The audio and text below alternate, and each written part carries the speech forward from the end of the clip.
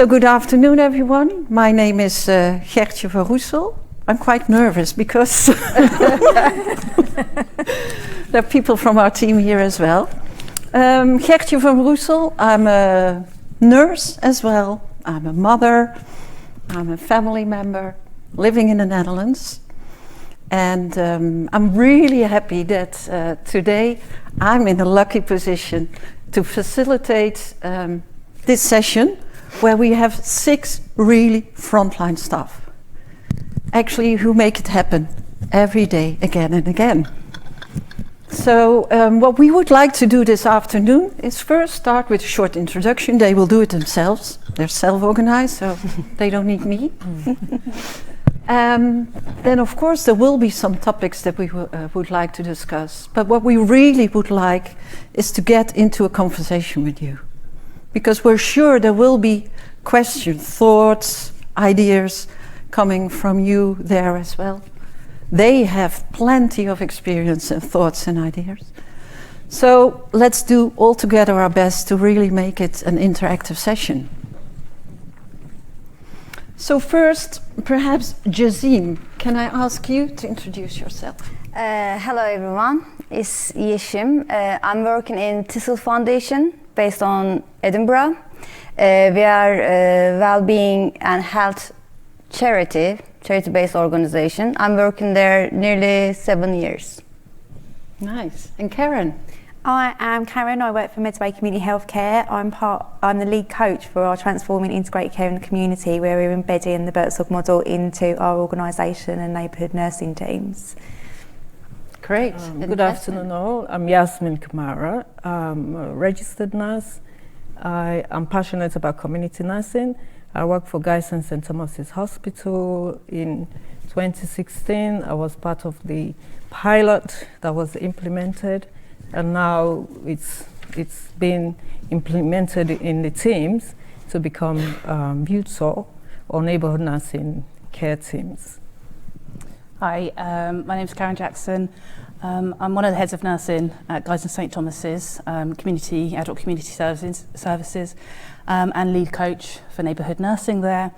And I was coaching the 2 pilot teams when we first started to implement neighbourhood nursing. I coached Yasmin in those early days, and now we've converted, or in the process of converting over the rest of our district nurse service, and I'm supporting them with that as lead coach. Hi everyone, my name is Sophie Terrill.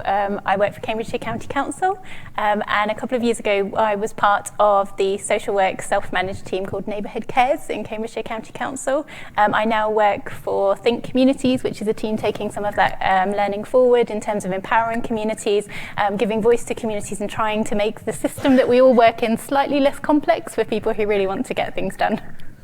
Nice. Hello, I'm Madelon van Tilburg, working for Buurtzorg since 2011. That's the longest I work for an organization in my working career. I used to work in one of the Buurtzorg teams in my municipality where I'm living. And I also joined a couple of years ago the Buurtzorg International team, because as you might know, we have a lot of interest from all over the world. And with my colleagues, we are here together. That's really special for me as well, and for my colleagues to share and to learn from one another. That's what I sensed also this morning, that we can learn so much from one another by sharing experiences. So Thank you all. And the title, as you might have written and read here on the screen, is Working for Health, Who Needs Managers? And I think I'm rather spoiled working at Buurtzorg, because for me that's a sort of obvious, normal not to work with managers. But I do realize this is not for everyone the case. So therefore I really value this topic, and also for this afternoon to get a sort of understanding from the frontline staff, but actually how does it look like, and how does self-managed work have an impact for your patients, the people you support, your clients, whatever you're going to call them, but also for yourself as a professional. Can you, Yesim, elaborate a bit? I think self-managed model helps frontline workers to get more skill in first hand. So that's actually helping you to get more confident about your job, what you are doing, or how you are actually applying your skills and your knowledge about the job to your service. And this can go to the family you are working with, the person you are supported. Basically, I think main point is that about the model, I'm so keen and I really like about it is just how much actually investing people, because this model helping the companies the investing with their frontline workers, and frontline workers getting more confident because they have skill, because they are really actually part of the system. They are not just coming 8 o'clock in the morning and till their shift finish till 8, do the basics and leave all the decision making, all the responsibility to the managers. So taking the managers out of the equation actually is in the beginning is a little bit struggle, because we are not get used to work that way. There's hierarchy always you are relying on, from the day you born, society, family, how they are raising you up. You just constantly working with the managers or the managerial system. So of course, in the beginning, it was kind of hard to grab it. But when you see the difference and how you are getting actually more skillful and how this is actually changing the people's life day by day, you are, supporting them to, to live there more independently. So I think in that sense, it's really, really empowering. It's really feeding your confidence. It's really allowing to you, put more effort, because you are feeling basically more motivated.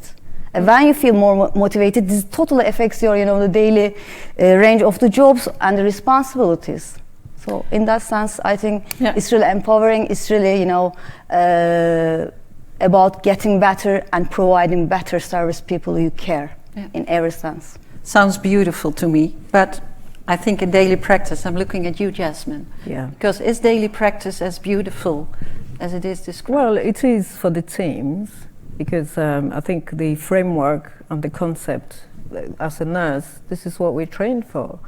But I think when you work in a big organization, structural organization like Guy's and St. Thomas's NHS, it all takes time. It needs training not only of the staff, but the managers and the management to understand what it's the concept itself, self-management, in a hierarchical with a lot of bureaucracy. But I think it's something the management need to accept and adapt. Then I think that's when you look at the pandemic and what's happening in nursing as a whole, I think it's the way forward. When you give the team and the staff that independence, give them that work-life balance, have a team that is structured, they're listening to one another, they feel valued and able to get the patient, because if the team is happy, or let's say the patients are happy, then you have a happy team. But it just starts from that process. It's a lot of challenges, but we can make it. But we have to work collectively and listen to the staff, because without the staff, you have to look after the staff to retain them. I think that's the problem we've had. If you don't value them, if you don't listen to them, I think the solution-driven method of interaction meeting helps. Yeah. Because those communication, putting things together and having the coach to guide as well. I think for us in the pilot team and the implementation, having that guidance, not only from the coach, but from the Netherlands as well, helped. But we have a long way to go. Okay. We have a long way to go yet. And for you, Karen, in Medway, because you've experienced the change, we work together in the project. I think the biggest thing is letting the nurses believe that they've got that autonomy. Autonomy can become in lots of different ways, and it's promoting that with the patient as well. So we have trust, we have assurance, we have to provide assurances as nurses. There's no getting away from that. We have a code of conduct, and it's about making sure that the nurses follow their code of conduct and give their assurance that what they're doing is safe. Then they will kind of roll with it. Giving them the responsibility that is normally classed as a manager's role gives them that responsibility to manage their caseload more effectively, because they are responsible for it. when they're being told what to do, they kind of know that they can backhand it to someone else, that it can go back to the manager. When they have that responsibility and that trust, they embrace it and they work together as a more effective team. And that's stuff that we have identified by doing the model. But it is hard because you've always got those people that want to have a manager, that want to be managed, and the model doesn't fit with that because we want to flatten our structure, we want to make everyone equal. So you have to kind of accept that there are going to be losses along the way of staff because you can't meet everyone's needs, and what we want to do is provide that safe care and promote that self-care to patients, and you can't do that effectively under a hierarchy, I don't think. Interesting. Sophie, any experiences from your side, from Cambridgeshire? Yeah, I suppose my experience is slightly different because in our pilot it was around doing looking at self-management within a social care or social work team. And like you say, actually, I think the thing about social work or social care practitioners is you've already got a registration and you've signed up to a way of working. There is already a framework there. You know your legislation and you know about best practice. And I think the most empowering thing that I found was actually if you remove some of those levels of hierarchy and bureaucracy, the ability to get decisions made really quickly becomes far more simple. And it's also far closer to the person who will actually feel that impact. It's making decisions with people, not for people. Often I think in traditional social work teams, which is a lot of my social work experience has been in, there is a lot of processes to go through to get something sort of signed off. You might have had a really wonderful conversation with someone that's then recorded. It might be passed to a manager, it might go to another manager, it might go to some sort of resource panel. By the time I guess that's finally signed off, it's probably signed off by someone who doesn't really know that person, and they've got lots of information there, so it's not to say that they don't know bits about that person, but surely it's better for that decision to be made as close to that person as possible if we're thinking about the best impacts for people and them to feel as involved as possible in that decision making. And it feels like removing some of the management and bureaucracy structures allows that then. You have an opportunity as a team to say, actually, you're telling me this is the right thing to do, so let's get this done, let's do it. You can be really responsive instead of being reactive. And you can also spend time getting to know people and make the decision as a team that we need to allocate time early on, or for example, for us, it was making a decision that we would have an open door. If you're over 18 and you live in the community that we work in, come and have a conversation with us, or we will be visible in the community for you to have a conversation with. And I think we're thinking about preventative working, which is on all of our agendas, whether you're working in health or social care. If you're actually having those conversations in the community before someone even thinks about getting in touch with the local authority, surely you're doing real preventative working then. You know, by the time they get in touch, they've already made a decision that they need the local authority. So it felt like a great way to work. Great, Madelon, this sounds a bit like what we always say, first building up the relationship. This, at Buurtzorg we always say, first coffee, then care. Does this ring a bell to you? Yeah, of course. It starts, I think, when you can have the opportunity to build up a relationship with your client. I think you step away from just fulfilling tasks that's on your list, because that was on the indication. And then you start taking care of people. And often when you enter a house, maybe you see a picture on the wall or you see something, what's important for them. I always try to find time to ask questions, okay, to really think, okay, what's important in your life? And not take over everything, in my view, might be necessary, but first sit together, okay, and what parts do you need support? And what parts can be done by others? So it starts, and this conversation is not just a one-off in 1 hour, you know everything. It's a starting point to learn about your client. And if you go back to the team and you talk about your clients, also your colleague might have some information. So you add this to, and from there, you start taking care of clients. Yeah. So in the beginning, we invest more time with our clients, but at some point we gain time because you know your clients and you know where to connect with them and what part they need support. Yeah, nice. So it sounds, Hey Karen, and I remember, I think it must have been 5 years ago that I came over to London for a few days together at GSTT, do some training. And at some point in a conversation with Karen, who's the coach for the neighborhood nursing teams, I remember that we ended up in a conclusion that, and we took a picture. Do you know what picture I mean, with all the hats on? And we concluded that you, in your role as a coach, but also with other roles that you have in GSDT, and we had this picture where she had, I think, 5 hats on. So not only being the coach, not only for training the nurses, quality, also some management you still did. Can you, because Yasmin said there are really challenges. Yeah. I mean, I think, it was at Christmas time I had the... It's so funny. And yes, I had to do it. I came into community nursing from the acute, and I came in as a manager with some coaching, a little bit of coaching experience. And so I had 2 different hats on at that point. But when I coached the team, it was fantastic because they knew. I didn't know the detail of district nursing. I knew how to manage, but I didn't know the detail of district nursing, but the teams did. So being able to give them the autonomy and the decision making to know what to do with their patch and to work in their way, it was really great to see that team then blossom. And they were, all I had to do as a coach was to just help facilitate those conversations, and it was brilliant.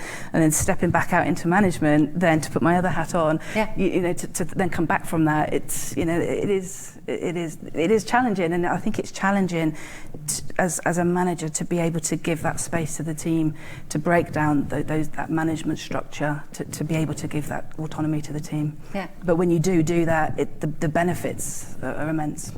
For you, yeah. The benefits are obvious. Absolutely, Okay. and I saw this team flourish, and I think what was great was the more junior staff, or the nurses that were not with the registration, that perhaps may not have had a voice before, stepped up and contributed equally. And then you heard so many more contributions from them that you perhaps wouldn't have heard before. So it was brilliant.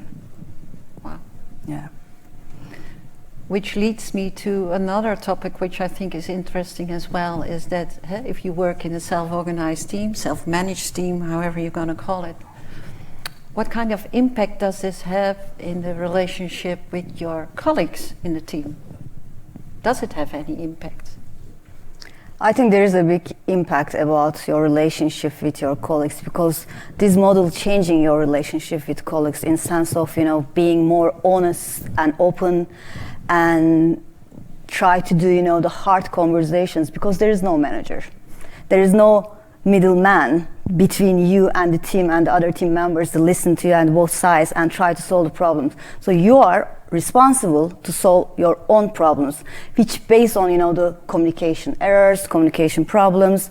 So I think it's taught me a lot about being more open and honest, and rather than the scare of that, I'm going to hurt his or her feeling, how I'm going to say this, because, let's say there's something wrong during the service and I need to, warn my colleague. I need to say that, no, this is not the right way, let's do this way. Because there's always a manager makes this conversation on behalf of you, and then, the power balance totally changing. At the same time, you are all equal, which I'm working in a big team, 10 people work in this team, and obviously when the team gets bigger, different personalities, different, the way of working, so this gets more complicated.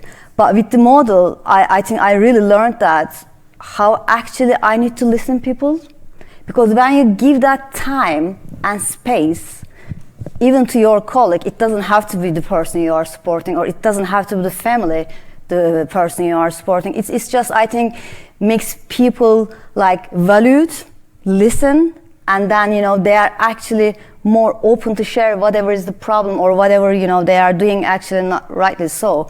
So it's struggle in the beginning, I think, catch that balance between the people, between the, that communication daily basis shift pattern. But I think end of the day, I can say that I'm working in this model nearly 2 years as a frontline workers.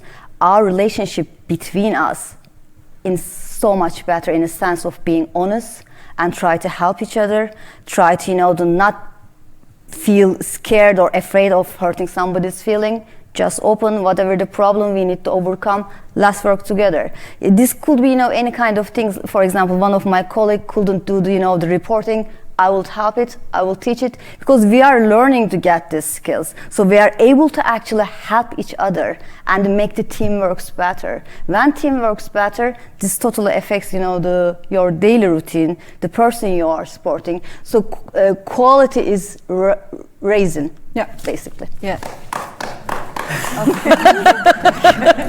That's yours. Yes, we might.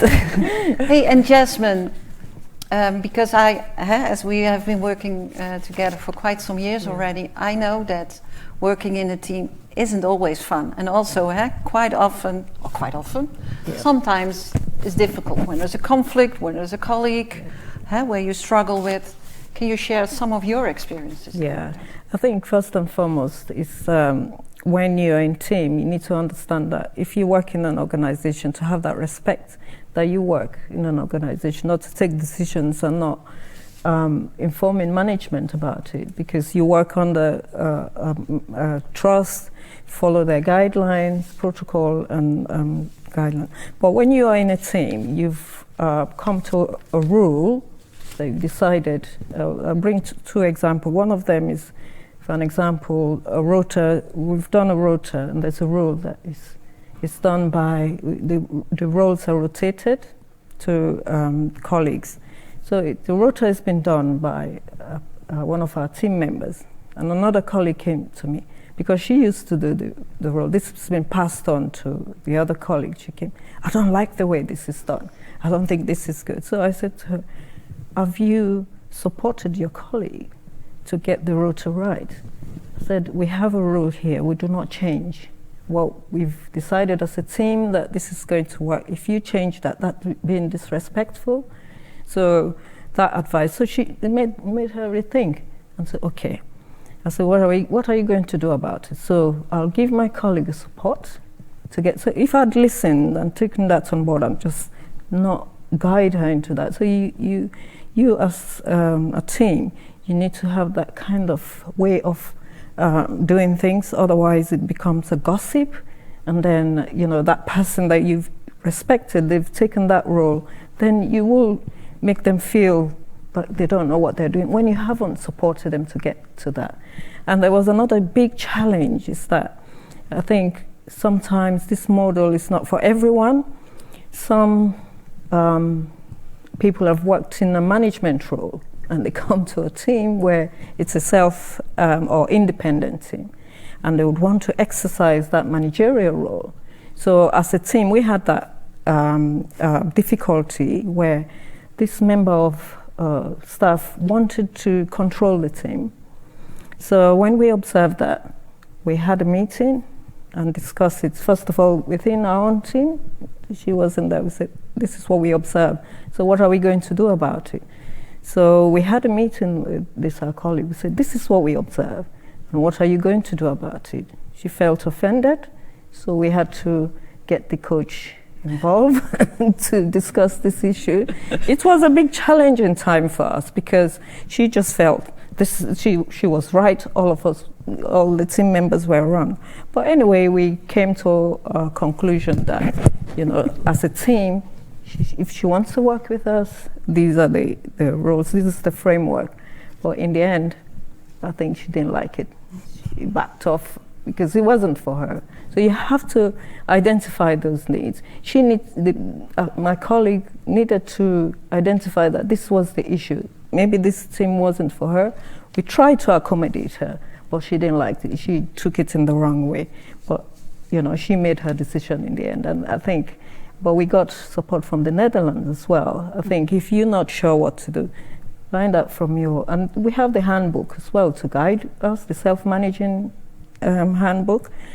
Your coach, if you're not very clear, you can contact the Netherlands teams and you have management. I think what we did in the end, HR department was, because it's a self-managing team and this is new, so HR guided us and we found a solution. So she said, this is not for me. So we all came to amicable decision and she left. Yeah. Yeah. Well, this sounds in a nutshell, but I know also from the Netherlands and Madelon that these are quite tough periods when a team goes through these moments where the dynamic in the team is not as beautiful as you wish it would be. Yeah, and often when something happening in your team with your team members, it has huge effect on your working together and your collaboration. So in previous organization, I could step to the care coordinator or to the manager, but here we have to deal with it ourselves. And this process, I think, in self-organizing, when there are really conflicts, I think that's the hardest part in working, in dealing with this.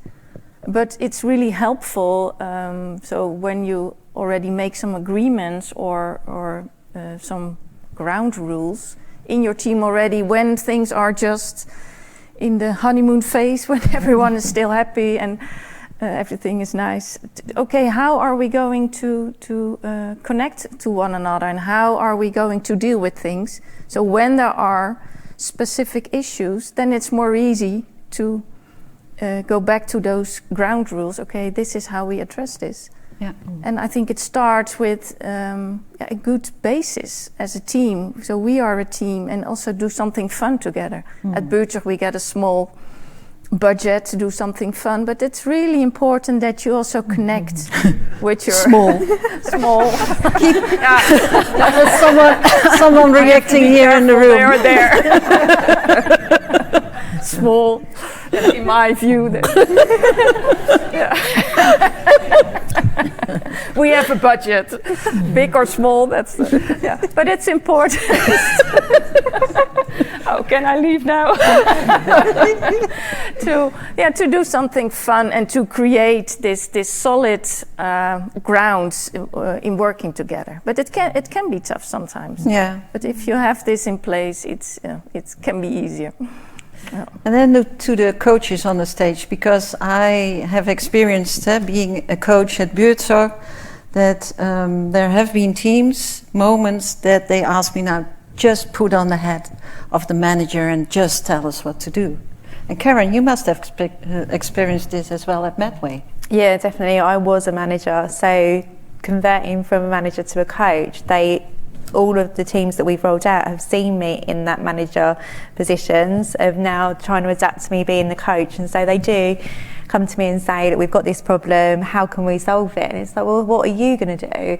And I think at times I'm probably the most unhelpful on-call manager across Medway, because nurses will ring up saying we've got this problem.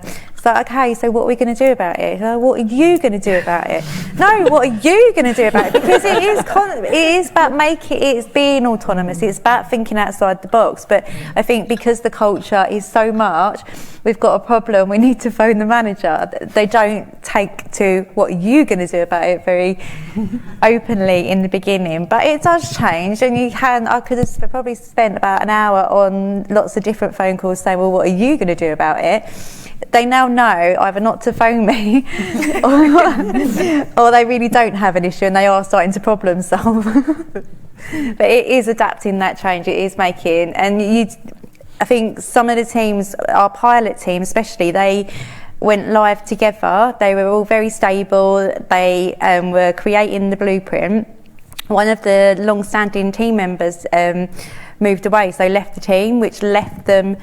It was almost watching jelly evaporate, because they just didn't know what to do with themselves, and it was like they were on the phone every 5 minutes, Karen, and it's like, you know what to do because you've been doing it for 2 years. Just because one person's left, you just continue that methodology. And they was like, but can we? It was like, yes, you can. And it was that one person leaving that kind of turned them upside down, and they'd lost that confidence in themselves as a self-directed team, and they felt like they needed to go to someone who was senior to re-adapt themselves. They're now okay and plodding on again, but they kind of lost that balance because they'd lost that stability within the team. They'd gone live together, so it's just reassuring as well, not giving them into them and answering their questions and constantly prompting them to make those decisions themselves. Yeah. I see someone. About the same. And sometimes they'd be like, can you just tell me the answer? I'd be like, no. And actually, I think generally it usually came down to something, either they weren't feeding back to each other, they weren't communicating, or they weren't quite following the model as we sort of actually didn't done that blueprint and resolved. But I think sometimes I used to see the team, I think they're doing something I wouldn't do. It's all going to go wrong. And I remember you Gertje saying to me, you know, unless it's damaging to the trust or the patients, let them make those decisions. And they did. And sometimes they did go the way I thought it might. But they learnt from it and changed, and it was beneficial in the future. Or actually they surprised me, and I was like, actually, yeah, they've resolved it really, really well. Not in the way I perhaps would have done. They did it in their own way, and it was just, really good fun. Yeah. Then perhaps to the most challenging part, because what does a self-organized team need from the organization, need from, don't know if there's management here in the room, what do you need from your organization to make this happen? Because you're clear, you're really strong, I think, in your stories. Need trust. You need trust. We need, and that was my experience. There's something incredibly empowering about an organisation, and we were really lucky to have that in Cambridgeshire, for an organisation to say, we trust you as practitioners to do what you know is right, to work alongside a community, to work alongside individuals, and then to make changes that make sense for your team. And there's something incredible about having that trust. And there is, you've spoke about sort of teams coming together. And I think from my experience from working directly in the team, it was incredibly bonding, because there's something that's it's quite nerve-wracking initially to think, oh my gosh, you know, we've been given some power to make some changes that make sense, but then it bonds you because you're doing that together, you're doing that as a collective. And I know in our team we spent some time exploring values and what our shared values were, and the ways that we really wanted to work, and we kept coming back to that. But yeah, we had the trust from our organisation to do what was right, the right thing at the right time for the right people, from the right people. Yeah. I totally agree with your point. Actually, I'm lucky enough to work in a organization that they didn't rush this model change to us. They really gave us that space and time. And I cannot stress this enough, how actually coaches are really, you know, helpful and leading us, you know, to reach. For my experience, they are, you know, every conversation I'm doing with my coach kind of, you know, push me to get my better version of myself about what I'm doing. That's I like about that. You are not going to manager and complain about whatever happened during the day, etc., etc. They are actually, you know, helping you and trying to change the way you are thinking, the habits, you know, you usually share with your manager. So coach concept and, you know, talking with the manager, totally two different things, and it's just, you know, super important part of it. And actually, like I said, they didn't rush us. They didn't rush this model change to us. They gave us space, and they were always, you know, along the way with us. Like you were saying that, you know, you feel valued because they are listening to you, and they are not imposing. They are actually trying to hold your hand. Come on, you can do that. You're already professional, which 2 years ago I was not feeling that much professional. But with this model, I can say that yes, I'm, you know, the part of the multidisciplinary meetings. I have meetings with the psychiatrist. I have meetings with the GP. I am really, you know, more capable of to show my knowledge and, you know, the job actually daily basis I'm doing. And I cannot thank enough, you know, along the way, my coach, Steve and Julie from TESOL, thank you so much. I want to make, you know, I want to say that how important actually when you are working, you know, such a stressful job and the model change and so many things going on and the pandemic, but during all this way, you know, they support us so well. So, thank you. Nice. And you, Yasmin? Well, I would first and foremost say that I was involved in the pilot of the neighborhood nursing. So I went to Holland to have training and then came back to implement it with some of my team members. So in the pilot phase, we were shielded. It was a smaller team and everything was according to the framework. But after the pilot was successful, and patient satisfactory and staff satisfactory was good. So implementing it, we found the teams were bigger, the caseloads were bigger.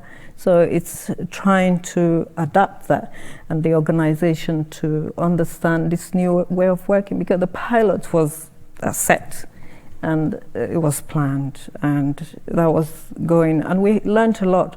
So in the implementation phase, so instead of staff going to Holland, we come to the teams to do the transition from district nursing to neighborhood nursing. So the teams will have their training and learn all about what neighborhood nursing about, the framework, and it's well planned and given them that support and guidelines. So we did that. We learned from the initial phase, and we wanted to put the model as it is, the framework. So we learned from that and reviewed and adapted to each team. And we found as we go along, teams will be happy to take on their roles and responsibility and carry on.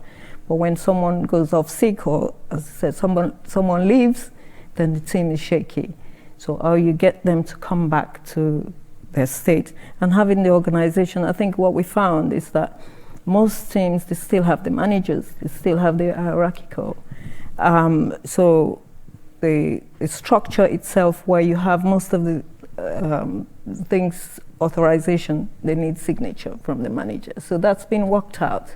You need all those things to be working for the team to feel that they are independent, they're doing these things. And also you need support from the management, ongoing support, that review. I think there's evaluation going on in Guy's and St. Thomas's at the moment. So they're looking at ways and means of how to get this neighborhood nursing. I think the pilot phase is straightforward, but when you implement in it, so it's the organizational change, the culture change of the teams, so they have to have that ongoing support and guidance. It's a challenge, but the organization has made a commitment that I think Guy's and St. Thomas's, they are a big organization and they want this to work. It's a challenge, it will take some time, and we'll get there with those system changes, as Yos was saying this morning. Thank you. Nice. Yeah. Perhaps, because and I'm sure you also would love to talk for hours more and more, but I can also imagine that there might be questions or thoughts and ideas that you would like to share with us. Sorry, I can't. Okay, is there? Let's have a microphone, because And the spoons. that's also Where are the realized. spoons? Sorry, The spoons. and spoons. But there are also people online, so to make sure that everyone can hear the question. Yeah, I just want to understand. So the roles, the traditional roles of managers, as far as I understand it, Buurtzorg, are split amongst the team and then rotated. So obviously those things like planning, etc., still go on. How prescriptive are the roles or the activities, the management activities, split amongst the staff? So do you sort of have, 6 months I'll be doing the planning, and how does that bit work? Is that easy? Also, I mean, we've tried self-managing. I think coaches, I don't know, if you're a helpful, kind person, I'm not sure you're necessarily a good coach, because it's just really difficult not to keep helping. So that's sort of, I'd just like to understand how you avoid being kind of helping too much. Or if you say to them, oh, what do you want to do? And then say, well, I'm thinking of X, Y, and Z. What do? Do you just keep quiet? Or do you say, well, have you thought about, do you suggest things, or do you not suggest anything? You just ask questions. So that's two questions. Yeah, well, it's for me, first impulse on your question is that you call those roles or activities management roles, and I think I don't agree, because I think because then it would look like at Buurtzorg we just dumped all those activities into the teams that says, well, no, it's up to you. And for me, it's so logic that the way it's organized, the starting point is the care for our patients, the primary process, and what is needed for the care professionals, for the frontline staff to do their job. Of course they need to do the planning, and of course they need to have someone making sure that all the reports are checked and that everyone is is doing the registration. So, with all the it's just not your traditional caring. It's not nursing professional activity. It's another activity. You know, it's whatever you want to call it. But that, all I was trying to understand is how is that split amongst the team? Yeah. Okay. How do you decide that? Do you write it down? Do you write it down? Right. You know, so and so's in charge. They're not in charge. But we'll do this thing. I could answer for our trust. The teams took guidance from the model of rotating it and rotate it so that it's not stuck for too long with one person. And they made an agreement between themselves how long that would rotate. So one of my teams did it every 3 months. The other team did it every 4 months. But as long as it rotated, and then they made their own guidelines as to what would come under that. And some of the guidance that we got from Buurtzorg, the teams changed themselves slightly. So there was one thing that they wanted to bring in of safeguarding, and the team sort of decided what one to put that into. So it was a bit of both, really. Similar for us. It comes back to that equal voice, actually, in terms of it being a team decision and the decision being right for your team. So it might not be the same in each team. Even in our pilot areas, there were 2 separate teams working in different areas, and some of the functions were slightly different because we were working in different areas and we were different people. Yeah, and I think that the overall idea is, why would you swap those roles? What is the thought behind this? And within Buurtzorg, it's part of the framework, because otherwise, if I'm doing the planning for a really long time, it could also give me some authority, because I can do a proper planning for myself and maybe for someone I like in the team. And then when you swap, you share this responsibility, and also you want to do better than maybe your colleague, or transfer this to others as well. So when someone is leaving, it's not to one person, but it can be spread, and you learn from one another. So that's I think the thought behind this. And if you already set in your team agreements or somewhere, we swap them. It's part of your way of working. Yeah. Great, thank you. You're welcome. Any more questions? Any more spoons? Oh, yeah, I'm sure you're I'm going to. Ladies first, Jos. Yeah, I just have a question about your decision-making process in self-organizing, in a self-managing organization. Do you use something like for a governance model like holacracy or sociocracy, where you use the advice process? For example, if there's a conflict, that's when it becomes always important how to reach a decision when there is conflict, because if it's just consensus, it might take a very long time to reach anything. But do you have a process to work with conflict that, like the advice process? Jasmine, and I think it's not only on conflict. I think decision making is a really important part of the magic of what's happening. First and foremost, you work in an organization, so you would have, about the conflicts, you have guidelines, but those guidelines are adapted, and when you are in self-managing team, the guidelines and protocol that you have in the organization will be different. I think you have to have like a coaching way of doing things, like that example I gave earlier.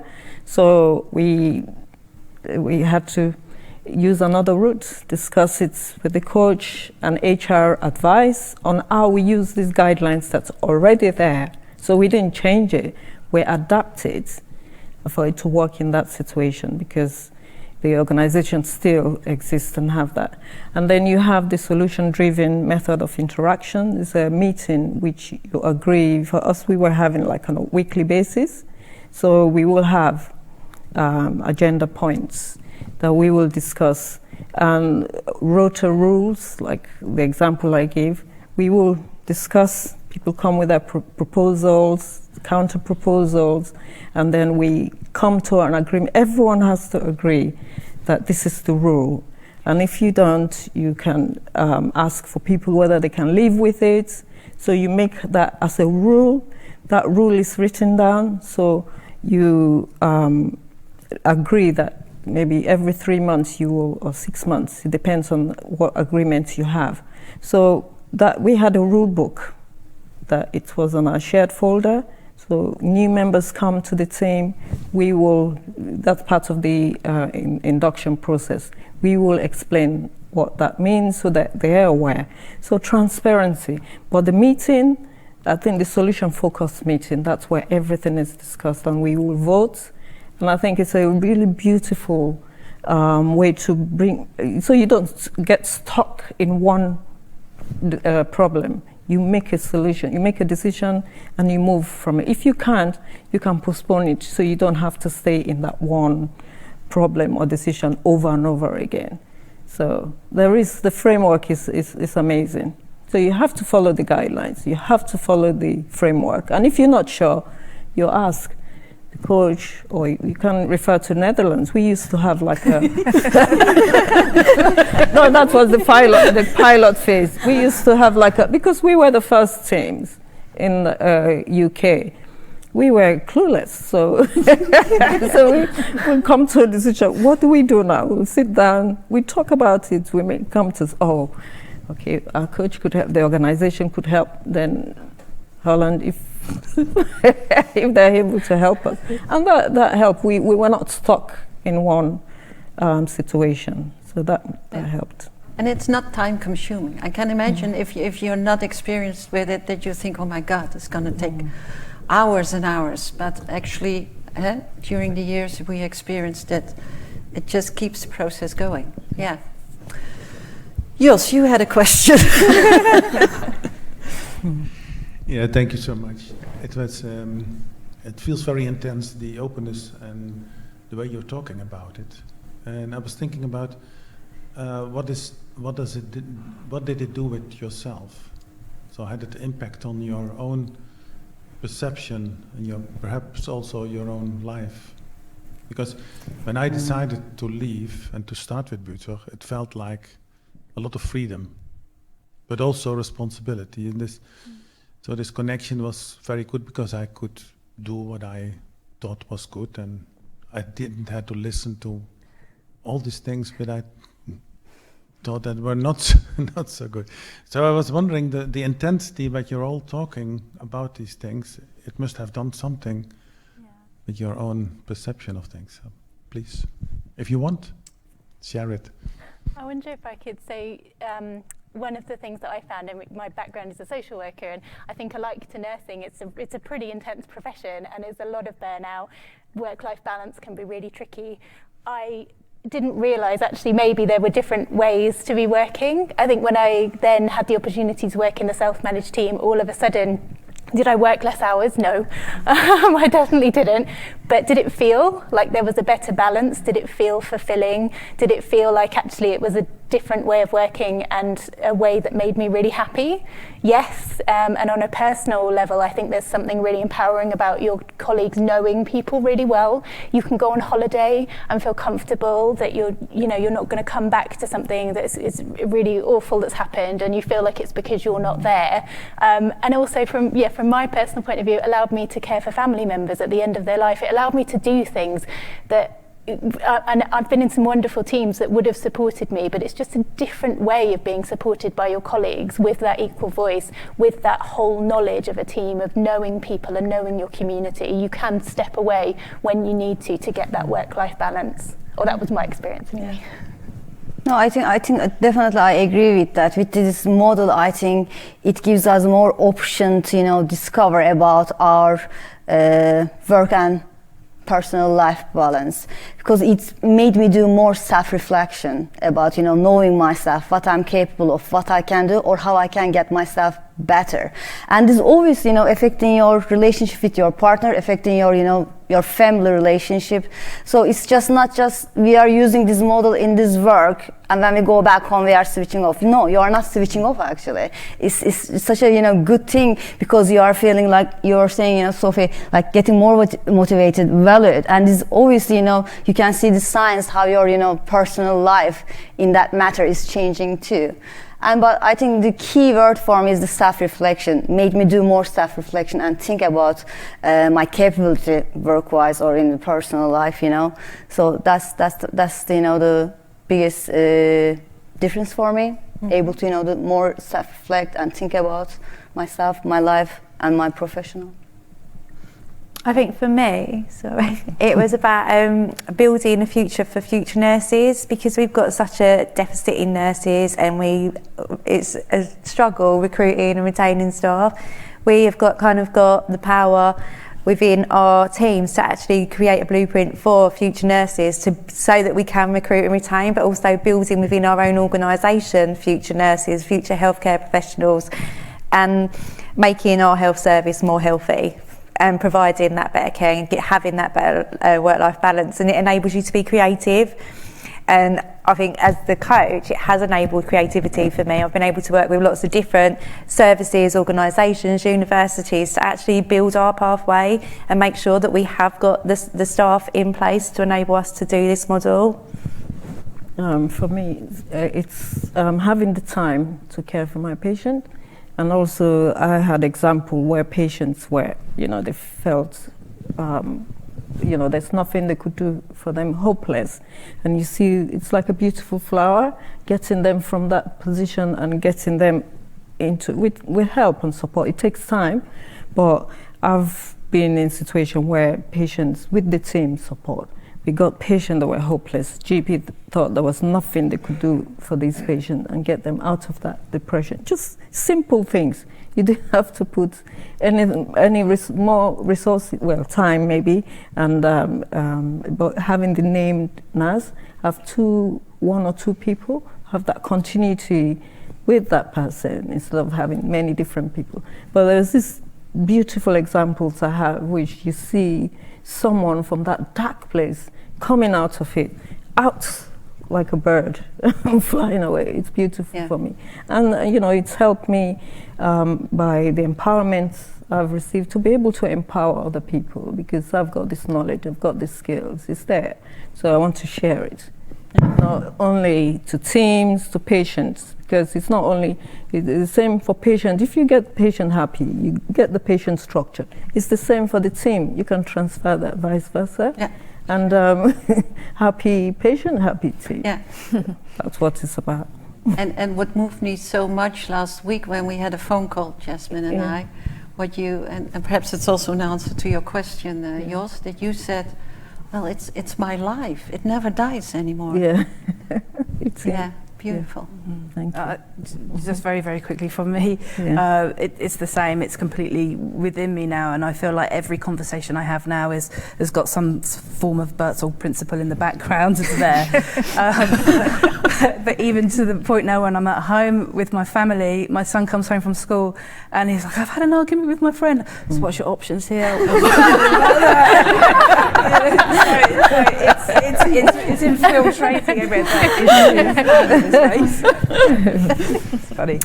And Madelon? Yeah, for me, I think what Karen was also mentioning, this creativity in your team, that you can find the solution that fits in your context with your clients or with your team, and also think relating to your personal life. It gives you more meaningful relationships. I think you can really focus on what is important, and so that's changed already 10 years ago while I started working for Buurtzorg. I think that it can be done in such a different way. So I think that's important. Yeah. What more is there to say? Well, there might be burning questions, but I can also imagine that we leave it for now and make sure that you get hold of these ladies during the afternoon, because they have way more stories to share and experience to share with you, I'm sure. And perhaps yours, I don't know if it's a crazy question, but perhaps it might be nice to take a picture with all of you and you with them to, Yeah? Okay, let's do that. So unless there's really a burning question from the audience or somewhere in the world, because we have the online audience as well, otherwise I would say, well, let's get a drink and let's continue the conversation. Oh, one question? One more. Thank you, Rachel. Rachel is... Rachel. Sorry about this. So we talked about self-managing teams what we're seeing in the UK, especially in England, is proliferation of integrated services moving forward. Quite a lot of local authorities, NHS, CCGs have moved towards integration. What could you just quickly mention about how you work with others, not within the team, but others who work in multidisciplinary teams alongside yourselves, predominantly care and support workers, more so, because obviously you're the front line, but they are also the front line, probably not as deemed not to be as professional as nurses or social workers. But for myself, I argue that they play a key role. So what kind of experience would you say in terms of working with others from?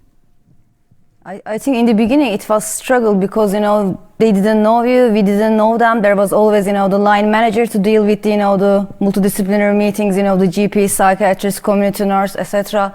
But when you start to actually, you know, to build a relationship with these people actually realizing that you are the professional, you know your patient better than others, you know the person you are supporting better than the others, and some cases better than the families itself.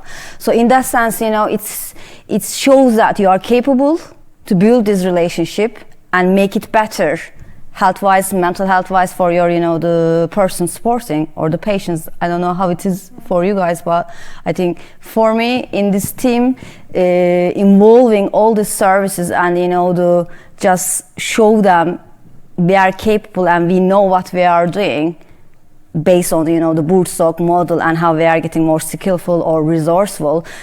Basically, you are just, you know, earning their trust, you are earning their respect. They understand and they trust you to work, collaborate together to problems about, you know, the person supported or the patient. So I think it's, again, I'm coming to the, you know, the communication and the recognition for us to see, for them to, you know, to see us actually what we are capable of with, you know, the help of this model.